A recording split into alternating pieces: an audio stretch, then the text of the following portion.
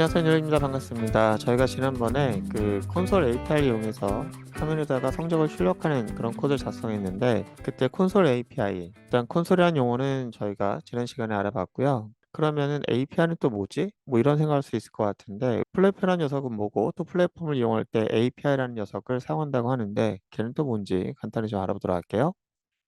이전에 제가 작성했던 마지막 코드 보시면은 콘솔 API를 이용하는 게 있고요. 그 다음에 이 API가 별도로 자바 언어로 만들어낸 코드 영역이 있는데, 이 둘은 어떠한 차이를 보이고 왜 얘는 함수 형태를 가지고 있는지 이제 이걸 마무리로 해서 저희가 자바 코드를 이제 진행하도록 하겠습니다. 저희가 프로그램 만들 때는 또는 어플리케이션 만들 때는 두 가지로 이루어진다고 했습니다. 하나는 언어, 또 하나는 플랫폼 API 이렇게 구성되어 있다고 했는데요. 그 이유를 간단하게 좀 짚고 넘어가도록 할게요. 저희가 프로그램을 만든다라고 하는 것은 결국은 조금 더 추상적인, 조금 더 논리적인 그런 수학 기호를 사용해서 만들긴 하지만 어쨌든 어플리케이션은 장치를 이용하는 거기 때문에 결과물은 이렇게 생겼겠죠? 그런데 이런 코드를 만들 때 저희가 번역기를 썼거든요. 근데 번역기가 이 중에서 반만 번역기가 만들어내요. 여기서 이 부분은 번역기가 만들어내는 코드가 아닙니다. 이 코드는 번역기가 만들 수가 없어요. 왜 그러냐면은 이거는 그 CPU나 메모리의 기능이 아니고 이거는 수많은 장치들이 갖고 있는 다양한 장치들을 이용하는 그런 코드거든요. 만약에 번역기가 이거를 만들어내게 한다면은 좀 이상해질 수가 있습니다. 왜 그러냐면은 잠깐 좀 보도록 할게요. 이 CPU는 그렇게 종류가 많지 않습니다. 반면에 CPU와 연관돼 사용할 수 있는 그런 입출력 장치들은 되게 다양하거든요. 브랜드도 다양하고 종류도 많습니다. 때로는 그것은 서로 호환이 안 될 수도 있어요. 자, 그런데 만약에 번역기를 통해서 이걸 한 번에 만들어주게 하면은 이게 다 조합 관계로 만들어져야 되는 거예요. 그럼 이렇게 묶인 그런 코드를 만들어내는 번역기, 이렇게 묶인 코드를 만들어내는 번역기. 자, 이렇게 하게 되면은 번역기가 달라지면은 언어도 달라지고, 언어가 달라지면은 도대체 몇 개의 언어가 필요할까? 뭐 이런 생각을 할 수 있겠죠. 자, 이렇게 만드는 것은 되게 너무 많은 복잡도를 만들 뿐만 아니라 언어의 개체수 또는 이제 번역기의 개체수를 너무 많이 만들게 되죠. 약간 좀 이거를 해결할 수 있는 방법은 이런 식으로 하는 게 좋을 것 같아요.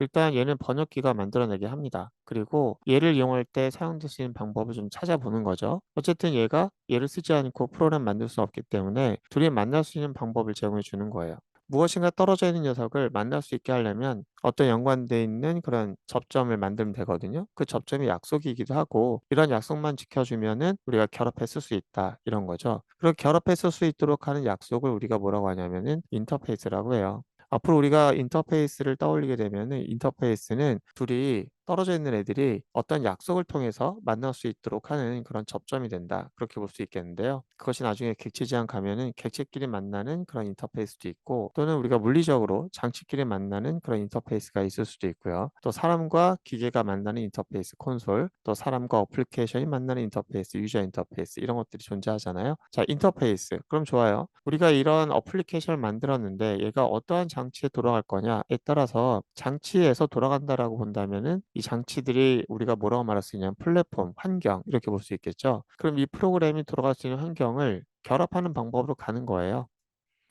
이렇게 만날 수도 있는 거죠. 이게 만날 수 있는 것은 이 접점이 약속이 되어 있기 때문에 가능한 거예요. 이 접점이 서로 약속이 되어 있기 때문에 그 약속을 서로 소만하기 때문에 이쪽에서는 그 약속을 사용하고 이쪽에서는 그 약속을 맞춰서 구해놨기 때문에 이렇게 사용할 수 있는 겁니다. 이 주인공은 누구냐면은 어플리케이션이 주인공이에요. 얘가 사용하려고 하는데 이제 이쪽에서는 그 약속을 수반하는 그런 구형 코드를 만들어 주는 거죠. 때로는 이렇게 결합시키기도 하고 이때 우리는 다 약속이 잘 맞기 때문에 이게 가능한 겁니다.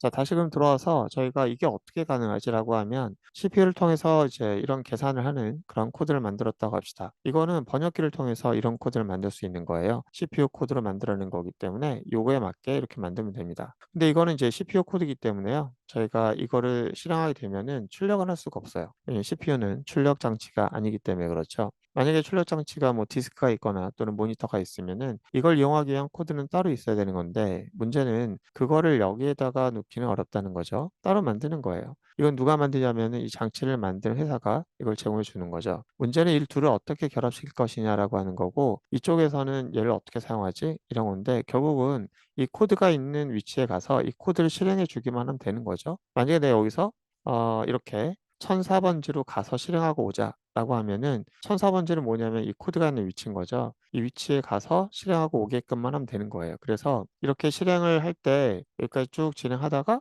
이제 1004번지로 가자라고 하면 출력 코드가 있는 곳이잖아요. 출력 코드가 있는 곳으로 갔다가 다시 돌아오면 되는 거예요. 그런데 이거를 개념은 알겠는데 이것을 실제로 코드로 어떻게 구현하지?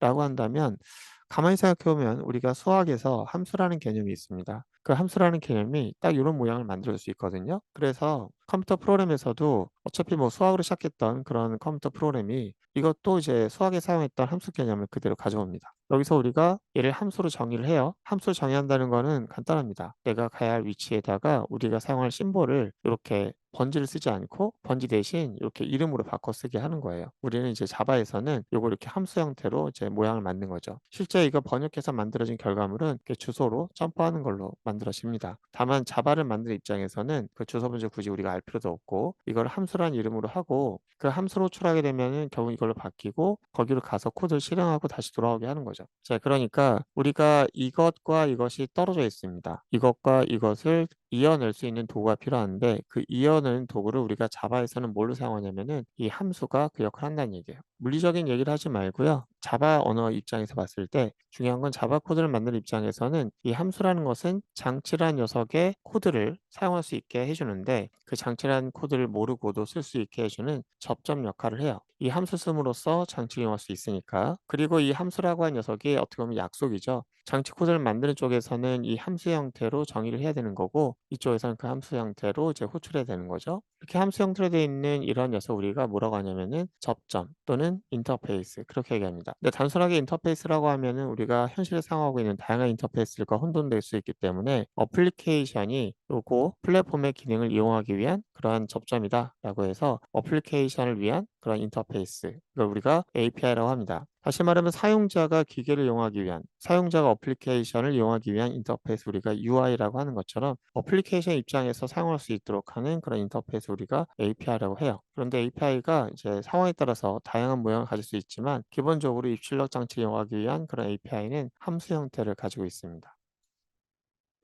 결론적으로 말하면 우리는 코드를 모든 것을 번역기가 만들지 않습니다. 이 중에서 계산기를 사용하기 위한 코드만 이제 번역기가 만들고 결국 우리가 만드는 기본적인 코드는 다 요거죠. 그리고 플랫폼의 기능은 다 함수로 제공돼요. 이거는 좀 숨겨놔야 할 필요가 있기 때문에 직접 사용할 수 없도록 하고 대신 번지수 같은 것을 이용할 수 있게 돼 있지만 우리가 자바를 이용하는 입장에서는 번지수라는 것을 신경 쓰지 않고 대신 걔를 기호화되어 있는 이런 걸로 이제 바꿔가지고 사용하게 됩니다. 그러면 우리는 이제 간단하게 함수를 사용함으로써 이 코드를 연결해서 쓸 수 있는 그런 쉬운 방법을 사용할 수 있게 되는 거죠. 완전하게 이해할 수는 없지만 여러분들이 대략적으로 이렇게 그 언어가 갖고 있는 부분과 그 다음에 함수가 갖고 있는 그 부분을 좀 구별하는 게 좋을 것 같은데요. 자, 여기까지만 하고 이제 끝내버리면은 이제 많은 사람들이 혼란스러울 것 같아요. 그러면 우리가 보는 모든 함수는 다 API냐? 그렇지 않죠. 모든 함수가 API는 아니고 API가 함수 형태를 가질 수 있다는 얘기입니다. 좀 더 자세한 내용을 이해하기 위해서 다음 시간에 함수에 대한 특징을 좀 알아보도록 할게요. 오늘 고생 많으셨고요. 다음 시간에 뵙도록 하겠습니다.